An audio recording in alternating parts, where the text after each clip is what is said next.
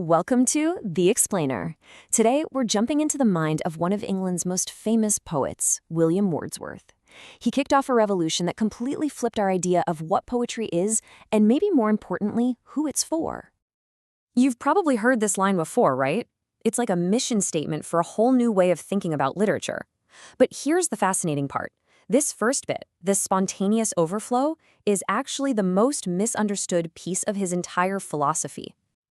To really get to the heart of what Wordsworth was saying, we first have to understand the world he was pushing back against, a world where poetry, at least in his eyes, had totally lost touch with real, everyday human life. See, in the era before Wordsworth, poetry just wasn't for regular people. It was this formal, super elite art form kind of locked away behind these really strict and, let's be honest, pretty artificial rules.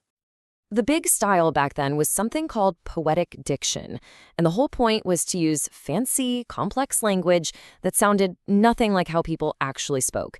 It was designed to feel distant, something that only the highly educated could really appreciate. And Wordsworth, he called it out, plain and simple. He said this style didn't just make poetry hard to read, it was actually twisting and distorting genuine human emotion. It was like putting up a wall between the poem and a real person's life. So this was the big showdown. On one side, you had the old guard, artificial, complicated, and exclusive. And on the other side, you had Wordsworth's vision, poetry that used everyday language, felt real and sincere, and was for absolutely everyone. So to fix this huge problem, Wordsworth did something really clever. He didn't start by talking about poetry itself. He started with a much bigger, more fundamental question about the person who writes it. Now, pay close attention to the wording here. He didn't ask, who is a poet, which is a question about a person's identity or their fame. He asked, what is a poet? That's a question about function, about purpose. That tiny change from who to what is everything. It shifts the whole focus away from someone's resume or their social status and puts it right onto the universal qualities a poet needs and the role they play for the rest of us. It's not about the person, it's about the job. And here's his answer. A poet isn't some special, famous person. They are, first and foremost, just a communicator, a man speaking to men.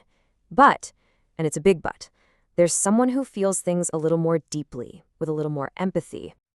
So when you put it all together, what do you get? For Wordsworth, a poet is kind of an emotional and moral guide for society.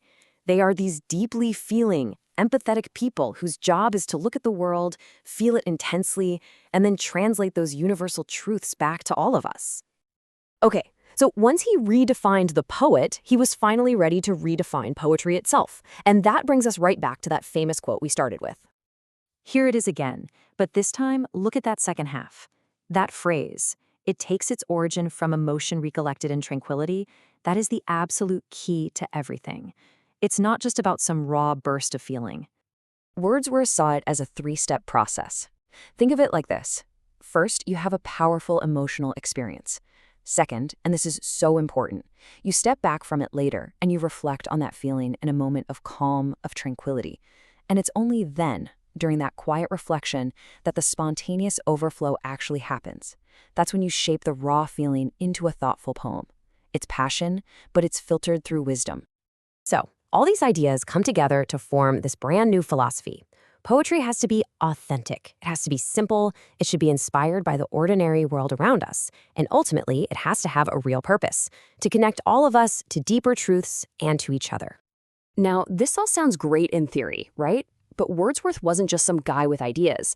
He and his friend Samuel Taylor Coleridge actually put this stuff into practice in a collection of poems that would basically ignite a literary movement. That collection was called Lyrical Ballads. When it came out in 1798, it was a massive, bold experiment. Could they really write profound, beautiful poetry using simple language about the lives of regular people? Well, the answer was about to change literature for good. The mission for this book was crystal clear. Use the language real people use. Focus on the lives of farmers and villagers, not kings and gods. And prove that the most profound, powerful emotions can be found in the simplest, most everyday moments of life. So, did it work? Oh yeah, the impact was enormous. Lyrical Ballads is now seen as the book that officially kicked off the entire English Romantic movement. It totally shifted poetry's focus to authentic emotion and nature, and it made the lives of common people a worthy subject for serious art. Game changer. So when you boil it all down, what Wordsworth really did was more than just invent a new style. He democratized an entire art form. He took poetry away from the academics and the elites and basically handed it back to the people, arguing that its power and its truth belonged to every single one of us. His lasting lesson is that the truly profound moments aren't always in some grand adventure. They can be waiting for you in a quiet memory or a simple walk outside. And that leaves us with a final thought, right? If poetry is really just the language of powerful feelings found in ordinary life, what truths in your own life are just waiting to be told?